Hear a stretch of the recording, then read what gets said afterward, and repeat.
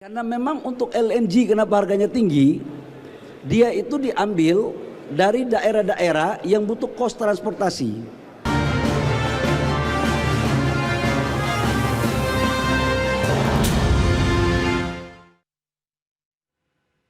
Ya, pemerintah memutuskan untuk menurunkan harga liquefied natural gas atau LNG industri menjadi $13 Amerika Serikat per MMBTU. Kebijakan tersebut guna mengurangi risiko ancaman pemutusan hubungan kerja atau PHK di sejumlah industri pengguna gas. Karena memang untuk LNG kenapa harganya tinggi, dia itu diambil dari daerah-daerah yang butuh kos transportasi. Kemudian dilakukan regasifikasi ulang. Kemudian baru dikirim lewat pipa, itulah biaya yang timbul. Nah sementara sumur-sumur yang ada di wilayah Jawa Timur itu produksinya sesuai dengan target lifting, tetapi di dalam sumur-sumur yang ada di wilayah Barat itu terjadi penurunan. Tapi secara akumulasi lifting gas kita itu mencapai target APBN, karena itu gas tidak kita impor. Jadi masalahnya lah bukan tidak adanya gas, gas ada, tapi harga LNG-nya yang mahal. Jadi kita telah memutuskan untuk LNG industri di harganya $13 per mm. Demikian pernyataan Menteri ISDM Bahlil Lahadalia terkait langkah solutif pemerintah dalam menjawab aspirasi dari pelaku industri pengguna gas mengenai kenaikan harga LNG untuk industri di kisaran $20 hingga $23 Amerika Serikat per MMBTU. Penetapan gas untuk industri sebesar $13 Amerika Serikat tersebut juga untuk memastikan keberlanjutan lapangan pekerjaan itu merupakan bagian daripada tanggung jawab pemerintah. Menteri Bahlil juga memastikan harga gas bumi tertentu atau HGBT yang berasal dari pipa gas tetap di angka $6,5 hingga $7 per MMBTU. Sedangkan untuk gas pipa industri yang non-HGBT tetapi industrinya atau kilangnya sumurnya ada di wilayah Jawa tetap di angka $9,6 per MMBTU. Jakarta, berbagai sumber, IDX Channel.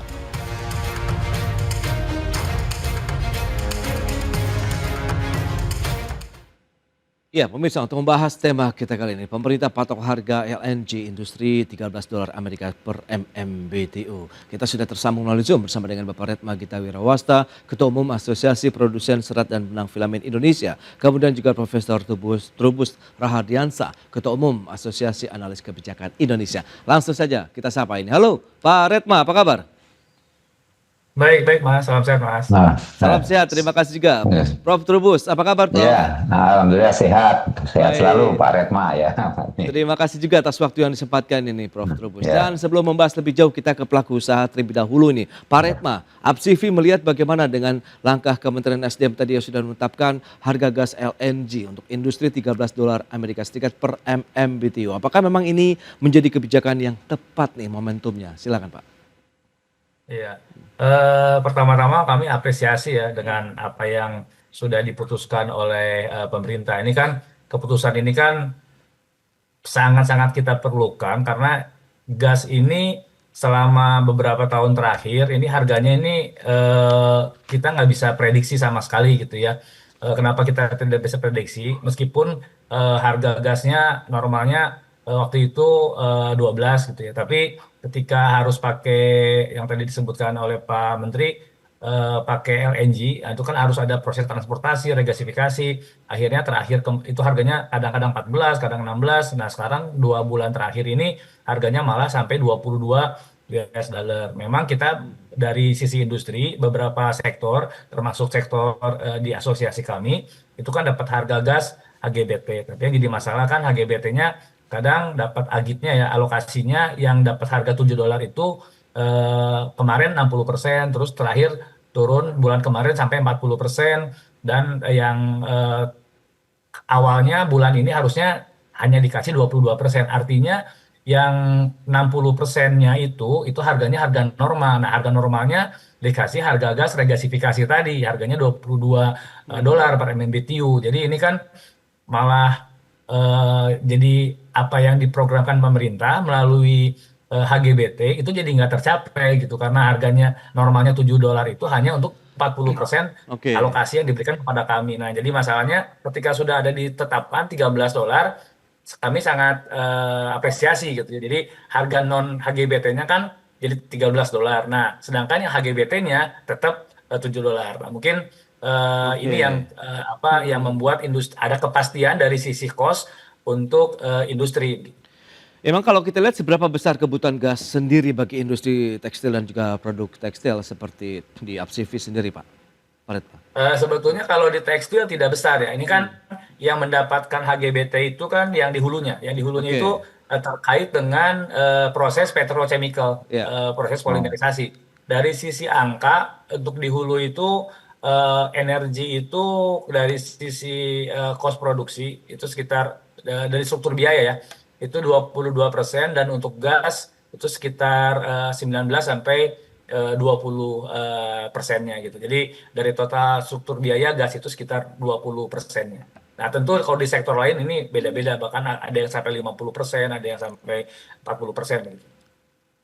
Oke, oke. Nah, kalau kita lihat dengan langkah yang sudah disampaikan tadi, lantas dari sisi pengamat kebijakan publik khususnya dari Asosiasi Analis Kebijakan Indonesia, Prof. Trubus melihat bagaimana langkah pemerintah yang menetapkan harga gas LNG $13 Amerika Serikat per MMBTU ini sebagai upaya juga menjaga daya saing manufaktur. Ini apa urgensi di balik kebijakan ini, Pak Trubus? iya, kalau dari sisi kebijakan publik itu tentu kebijakan yang tepat ya, karena memang tuntutan daripada pelaku usaha mau yang melalui asosiasi ataupun juga dalam ini KSPI ya, Ya. istilahnya asosiasi pekerja lah gitu, pekerja. Nah ini kan menuntut agar tidak ada PHK lah kira-kira seperti itu, sehingga eh, karena ini hal yang sangat sangat mendasar, kalau sampai misalnya terjadi PHK, maka ini kemudian pemerintah harus intervensi lah kira-kira seperti itu. Nah intervensinya dengan mematok harga yang cukup bagus atau menurunkan sampai sekitar 10 ya, jadi sekitar 13 itu. Nah jadi ini diharapkan para pelaku usaha tetap berkontribusi dan tidak melakukan semacam eh, yang PHK ataupun apapun ya, sehingga keberlangsungan dari industri ini juga tetap terjaga. Yang kedua memang selama ini memang pemerintah sendiri dalam posisi yang agak kesulitan ya, karena posisi terjepit lah karena persoalan-persoalan dengan krisis energi ini pengaruhnya sangat besar terhadap istilahnya dunia kerja ya, tidak hanya pertumbuhan ekonomi tapi juga persoalan dunia kerja, karena Indonesia menghadapi persoalan yang sangat rumit, yang sangat kompleks terkait dengan ketenagakerjaan. Jadi ini menurut saya hal-hal yang harus menjadi apresiasi, di mana pemerintah kemudian mencari solusi. Meskipun ini solusinya kelihatannya masih jangka pendek gitu. Karena itu saya menuntut harus ada kepastian regulasinya. Ya, artinya ada suatu peraturan teknis yang bisa dijadikan acuan. Paling tidak ada ambang batas, ambang bawah kalau memang nanti terjadi perubahan-perubahan, sehingga untuk jangka pendek ini mungkin 13, nanti mungkin suatu saat nanti kalau harganya itu sekarang masih 20, 23 katakanlah, tapi kalau misalnya nanti naik lagi, besar lagi, kan itu bisa harus dipertimbangkan lagi, kan artinya tidak 13 mungkin akan naik lagi. Lah ini kan hal-hal yang harus diantisipasi gitu. Karena itu harus ada semacam aturan yang jelas. Yang ketiga menurut saya penting juga memikirkan ya Indonesia bahwa LNG ini tidak hanya diambil dari Jawa saja. Selama ini kan sumur-sumur mengalami penurunan, dan ini kan harusnya melakukan semacam investigasi, paling tidak melakukan eksplorasi lagi apa yang sesungguhnya terjadi, sehingga tidak mengambil dari luar Jawa, karena udah luar Jawa itu memang ada di logistik, cost-nya besar sekali. Itu kan mulai dari istilahnya ekstraksi sampai kepada proses ke terminal sampai ke logistik lah katakanlah, distribusinya itu cost-nya mahal sekali. Nah karena itu menurut saya, apalagi Indonesia ini kan wilayah sangat luas, nah, perlu dipikirkan ke depan lah tentunya bagaimana agar ini tidak terulang kembali, mungkin dengan cara memasang pipa atau apa ya, sehingga ini menjadi hal yang solutif gitu Mas. Baik, berarti solusinya diharapkan yang lebih kepada untuk jangka panjang begitu, dengan membangun infrastruktur yang lebih memadai. Kita akan bahas lebih jauh nanti di segmen berikutnya, Prof. Trubus dan juga Pak Retma. Kita akan jeda dulu sebentar ya. Dan pemirsa tetaplah bersama kami. Ya, terima kasih Anda masih bergabung bersama kami dalam Market Review pemirsa, dan berikut ini kita akan sampaikan sejumlah data. Kita akan cermati bersama bagaimana kinerja dari pertumbuhan industri manufaktur. Selengkapnya bisa Anda saksikan di layar televisi Anda. Baik, ini dia dari sisi pertumbuhan industri manufaktur dari tahun 2021 sampai dengan proyeksi di tahun 2026. Ini kita lihat dari 3,39% sempat di 5,01% tahun 2022, kemudian turun lagi di tahun 2023, tapi trennya menanjak sampai dengan proyeksi di tahun 2026 ini menjadi 5,51% untuk proyeksi pertumbuhan industri manufaktur. Berikutnya, PMI manufaktur yang sempat mengalami kontraksi di bulan April 2026 kembali lagi masuk ke dalam level ekspansi meskipun berada di dalam batas aman begitu ya, di 50 poin untuk PMI manufaktur Indonesia di bulan Mei 2026. Baik, kita akan lanjutkan kembali perbincangan bersama dengan Profesor Trubus Rahadiansah, Ketua Umum Asosiasi Analis Kebijakan Indonesia, kemudian Bapak Retma Gita Wirawasta, Ketua Umum APSIVI. Ya, dengan beberapa informasi tadi yang sudah disampaikan, tadi diharapkan begitu dari sisi pelaku usaha juga memang ini menjadi momentum yang tepat begitu Pak Retma. Tapi kalau misalnya Pak Trubus tadi menyatakan bahwa ini baiknya juga kita menyiapkan untuk yang solusi jangka panjang. Kemudian bagaimana kepastian pasokan, jaringan gas juga yang lebih luas dan lebih merata. Anda melihatnya bagaimana kalau memang ini benar-benar bisa terwujud Pak Retma? Ya, sangat setuju sih Pak. Ini memang karena gas ini kan sekarang kalau dilihat, meskipun tadi disampaikan Pak Menteri ya bahwa gasnya ada, artinya kita tidak kekurangan pasokan. Tapi kan untuk jangka waktu ke depan kan kita masih perlu gas ini gitu ya. Nah, memang kemarin juga kita melihat bahwa pemerintah juga bangun pipa ya. Tapi ini kan yang jadi masalah kan sumbernya. Jadi sumbernya ini yang di luar Jawa ini mahal gitu ya. Jadi dan saya kira harga 13 ini sudah dibaur, artinya sumur yang ada di Jawa dengan sumur yang ada di luar Jawa ini sudah dibaur, artinya pemerintah sekarang sudah memberikan satu harga nih 13, ini udah sangat baik. Tapi memang untuk sumur-sumur lain ini saya kira memang perlu tambahan, karena kalau kita melihat tantangan ke depan industri adalah industri hijau ya. Kalau sekarang kan kita masih banyak pakai energinya energi batubara. Nah, energi batubara ini tidak masuk dalam ranah tren industri hijau. Kalau kita masih banyak menggunakan, terutama di energi listrik, itu masih menggunakan batu bara, kita akan sangat kesulitan untuk memasarkan produk kita ke negara-negara tujuan, terutama Eropa, Amerika gitu ya. Jadi gas ini termasuk energi hijau. Jadi saya kira kita akan perlu banyak, terutama kalau kita mau industrinya tumbuh, mau investasi lebih banyak lagi, saya kira kita memang memerlukan sumur baru. Oke, nah kalau melihat dengan kondisi yang ada saat ini, kemudian penetapan $13 Amerika Serikat per MMBTU, Anda melihat bahwa ini harga yang cukup kompetitif begitu Pak Retma? Ini cukup kompetitif ya kalau buat kami ya, karena memang meskipun kalau kita melihat di luar negeri ya itu harganya kan sekitar 9 gitu ya, sekitar $9, $10 gitu kalau sekarang ya, harga sekarang $9 ini sebetulnya nggak kompetitif kalau dari situ. Tapi kan pemerintah kan punya program HGBT itu harganya 7 dan itu sangat-sangat kompetitif. Nah, anggap aja kita sekarang HGBT kita dapatnya 60 atau 60-70% HGBT dengan harga $7. Sisanya kita pakai harga 13, itu kan masih bisa kisaran harga akhirnya bisa di kita sampai 8,5 sampai $9. Jadi ini sudah, saya kira sudah cukup kompetitif gitu untuk asal HGBT-nya betul-betul dijalankan gitu ya, jangan sampai kayak kemarin lagi HGBT ini kita hanya dikasih 40%, bahkan sampai 20%, ini kan jadi nggak kompetitif gitu. Oke, itu dia keseimbangannya. Memang kalau memang ya industri yang bisa mendapatkan HGBT ya sudah bisa 100%, itu udah cukup luar biasa sekali untuk bisa menopang operasional. Meskipun tadi ada kendala di lapangan, 40% yang diterima, 60%-nya harus beli gas di luar HGBT ataupun LNG meskipun sudah ditetapkan di $13 Amerika Serikat per MMBTU. Nah, Prof. Trubus, lantas bagaimana Anda melihat keseimbangan antara kepentingan industri yang membutuhkan energi murah tadi begitu dengan kepentingan negara untuk bisa tetap mengoptimalkan penerimaan nih dari sisi migasnya nih, Prof? Iya, kalau dari kebijakan publik tentu yang paling prioritas adalah bagaimana tata kelola itu kan. Artinya Oke. tata kelola itu menuntut satu transparansi, akuntabilitas. Karena apa? Karena kalau ini bisa publik itu mengetahui setidaknya pemerintah itu secara terbuka membuka ruang itu, maka kasus-kasus semacam ini kan bisa respon secara cepat gitu. Setidaknya nanti ada solusi yang seperti apa ketika publik secara ya konsultatif setidaknya itu memberikan solusi-solusi.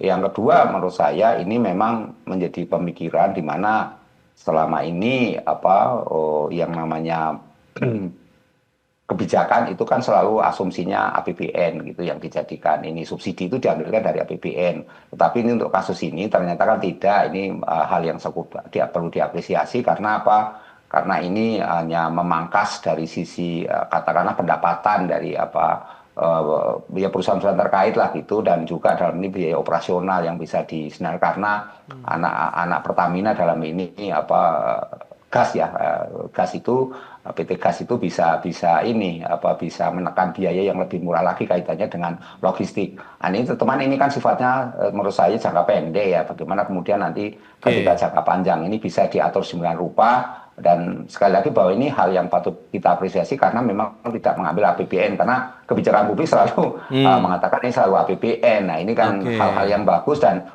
yang ketiga menurut saya ini perlu suatu pemikiran yang bersama di mana ada duduk bersama antara pemerintah dalam ini, pelaku usaha, dan mungkin juga para ini juga ya, para karyawan dalam ini KSPI atau ya karyawan lain lah yang mengikuti dalam asosiasi itu, untuk duduk bersama ketika ada sesuatu yang memang patut untuk ini diintervensi pemerintah, ya pemerintah segera mengintervensi gitu, seperti kasus ini. Jadi jangan sampai sudah terjadi PHK, sudah terjadi karyawannya, buruhnya udah ribut, sudah ini baru pemerintah seolah-olah turun tangan. Ini kan seperti sudah antisipasi gitu. Ini angka yang bagus karena kemudian tidak terjadi yang istilahnya horor PHK itu. Nah, ini menurut saya hal-hal yang menjadi mendasar karena publik melihat ketika kemudian pemerintah itu tidak bisa mengendalikan persoalan-persoalan buruh tenaga kerjaan ini sampai ada terjadi PHK, maka kemudian masyarakat melihat persoalan pada trust, Mas, gitu. Jadi nanti bagaimana ke depannya, kan masyarakat itu kan punya asa, punya semacam visi ke depan Indonesianya yang lebih baik kan, seperti itu. Nah, jangan sampai kasus-kasus ini misalnya nanti bersifat misalnya merugikan, itu jangan sampai terjadi gitu, baik dari pelaku usaha maupun dari pihak ini buruh lah, katakan seperti itu. Intinya kan itu. Nah, karena itu nanti impact-nya, Mas, efek dominonya itu ke ini pertumbuhan ekonomi. Sementara pertumbuhan ekonomi kan kita jaga dalam posisi yang stabil, dan ini langkah-langkah apalagi yang sekarang kan karena Pak Prabowo ini kan atensi besar sehingga harganya bisa sampai 13 ini kan. Tetapi kan kebetulan presidennya masih Pak Prabowo, katakan seperti itu. Lalu nanti presiden lain orang lagi. Nah, kalau nggak ada satu ini kan repot juga, Mas, satu patokan lah katakanlah pedoman yang blueprint yang betul-betul bisa diikuti ketika ada situasi yang ini kan situasi seperti darurat lah, katakanlah darurat yang harus segera karena keluhan untuk pabrik keramik dan kawan-kawan ada 55.000 orang yang harus di PHK ini kalau terpaksa ini nggak bisa disolusikan. Baik, itu dia Prof. Hema, yang diharapkan dengan adanya kebijakan ini adalah menjaga keberlangsungan industri, kemudian tidak ada lagi PHK begitu di industrinya. Nah, kita lihat nanti seperti apa begitu kondisi yang dialami juga oleh pelaku industri, teman-teman dari APSIVI. Tapi tahan dulu jawabannya, kita bahas nanti di segmen berikutnya, Pak Trubus, kemudian juga Pak Retma. Dan pemirsa, kami akan segera kembali usai pariwara berikut ini. Ya, Anda masih menyaksikan Market Review. Pemirsa, kita lanjutkan kembali perbincangan bersama dengan Profesor Trubus Rahadiansyah, Ketua Umum Asosiasi Analis Kebijakan Indonesia, kemudian juga Bapak Retma Gita Wirowasta, Ketua Umum APSIVI. Nah, Pak Retma, tadi juga Anda sudah menyebutkan bahwa salah satu dasar untuk penetapan harga gas LNG industri ini adalah $13 Amerika Serikat untuk penyesuaian dan juga memastikan keberlanjutan kondisi lapangan kerja di sektor industri nasional. Nah, lantas bagaimana sebenarnya kondisi ketenaga kerjaan di industri TPT ini, khususnya teman-teman APSIVI ini, Pak Retma? Kalau dari sisi tenaga kerja, saya kira memang kalau kita lihat tren 2-3 tahun lalu kan banyak PHK ya. Jadi kalau sekarang sih di 2026 kelihatannya sudah tidak ada tren itu lagi karena memang perusahaan-perusahaan yang sudah tidak kuat ya mereka sudah tereliminasi gitu ya. Oke. Nah, ya ini kan bagaimana kita menyelamatkan perusahaan-perusahaan yang ada dengan harga gas ini, saya kira ini akan meredam. Ini jadi sedikit ada tambahan tenaga. Meskipun belum tentu ini menjadi satu-satunya cara untuk meredam PHK gitu ya. Karena memang kan banyak faktor, tenaga kerja, faktor pasar gitu, faktor daya saing lainnya. Tapi ini energi ini termasuk yang faktor yang sangat dominan untuk menahan kita untuk melakukan PHK.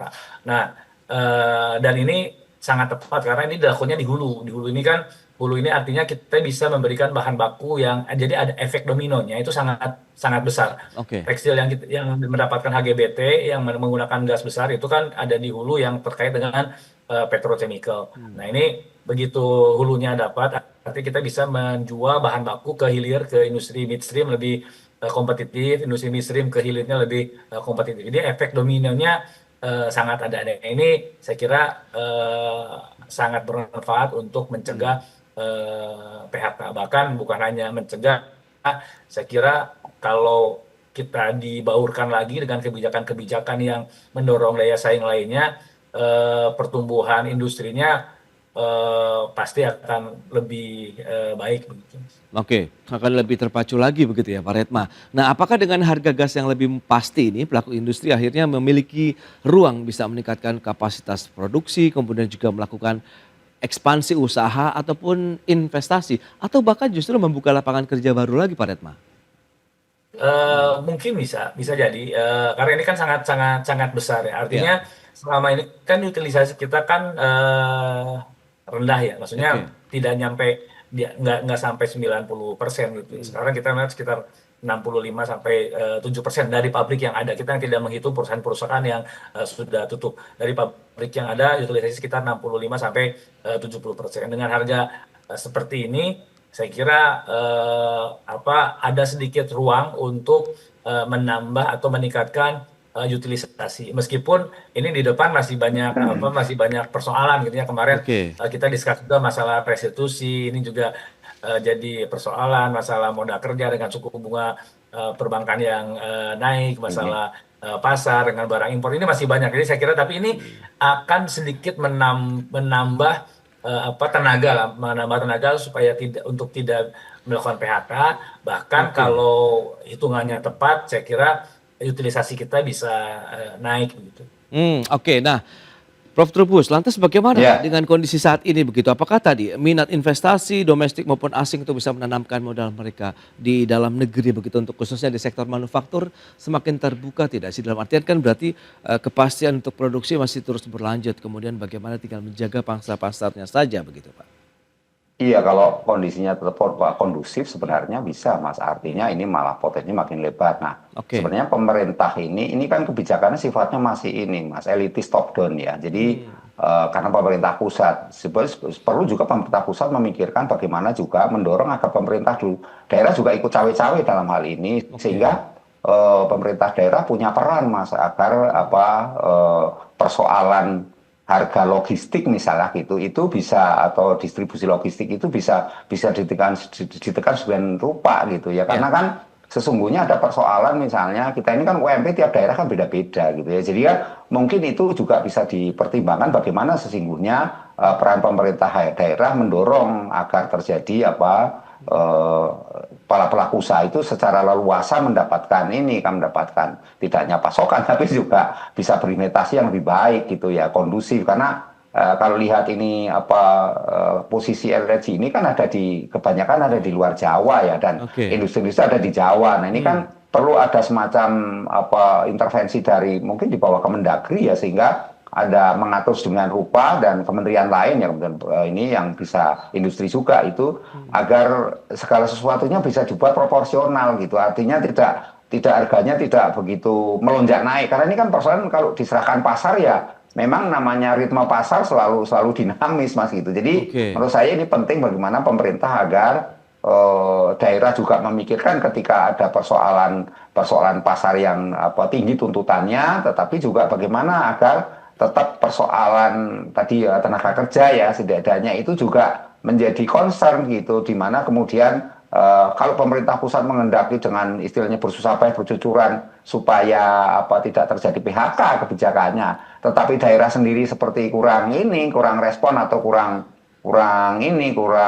optimal lah katakanlah seperti itu ya, yang terjadi kemudian ini masyarakat melihat sebenarnya kondisi ini bisa mengakibatkan hal-hal yang tadi disebut efek domino gitu loh. Jadi ini menurut saya sesuatu yang perlu dipikirkan ke depan, di mana kemudian persoalan yang terkait dengan LNG ini termasuk di dalamnya adalah sumur-sumur yang selama ini Indonesia bagian barat itu juga diberdayakan lagi dengan penggunaan teknologi yang lebih canggih lagi, atau bagaimana pemerintah kan bisa mengupayakan dengan pemerintah daerah tentu dalam hal ini agar sumur-sumur itu bisa berproduksi lebih optimal lagi, karena memang selama ini ketergantungannya kepada wilayah Jawa Barat, istilahnya Indonesia Barat lah katakan, termasuk Jawa Barat. Nah ini ketika kemudian berpindah ke wilayah di luar itu, kemudian terjadi kenaikan. Nah ini kan sesuatu yang sebenarnya bisa diantisipasi jauh-jauh hari atau sebelumnya, ketika kemudian melalui desain kebijakan yang tentu desain kebijakan yang punya adalah pemerintah, sehingga bagaimana pemerintah dan pelaku usaha meminta masukan termasuk juga tenaga kerja dan pemerintah daerah itu saling bersinergitas gitu. Ini yang menjadi kunci dalam hal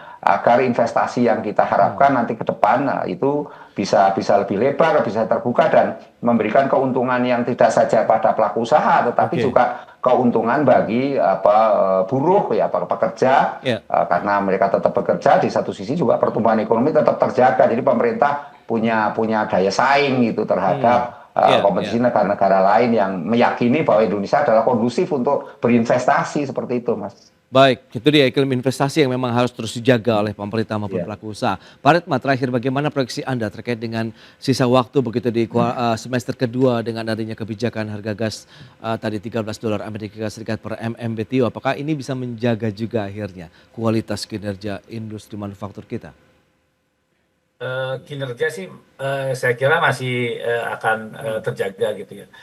Bahkan kemungkinan akan ada sedikit kenaikan utilisasi seperti yang tadi saya sampaikan gitu. Tapi kalau dengan ini kan sisa waktu 6 bulan kan memang dari sisi market kan tekanannya secukup besar ya. Kita mendapatkan permasalahan lain, suku bunga, masalah kemarin juga ada keluhan restitusi teman-teman untuk yang ekspor, restitusi pajaknya juga banyak yang terhambat, artinya kan cash flow kita juga mulai terbatas. Tapi dengan adanya ini saya kira cash flow-nya akan sedikit longgar lagi. Artinya masih akan maintain ya 6 bulan ke depan kondisinya akan maintain tanpa ada tambahan hambatan, tapi di sisi lain pemerintah juga memberikan tambahan tenaga gitu ya, tambahan vitaminnya gitu. Jadi memang ini masih akan kita pertahankan sampai akhir tahun, dan kami harap dengan adanya saham seperti ini, meskipun ada hambatan-hambatan, tidak ada PHK, tidak ada perusahaan yang tutup gitu ya, dan bahkan kalau bisa utilisasinya dinaikkan gitu. Oke, itu dia, utilisasi dinaikkan, kemudian operasional terus bergerak, maka disitulah aktivitas industri yang menyerap tenaga kerja juga masih akan terus berlangsung begitu ya, paling tidak di sepanjang tahun 2026 ini. Baik, Prof. Trubus, kemudian juga Pak Redma, terima kasih banyak atas informasi, update dan juga insight yang sudah diberikan. Selamat melanjutkan aktivitas Anda kembali, salam sehat. Sampai berjumpa kembali, Prof. Trubus, terima kasih. Terima kasih Pak Redma, ketemu lagi.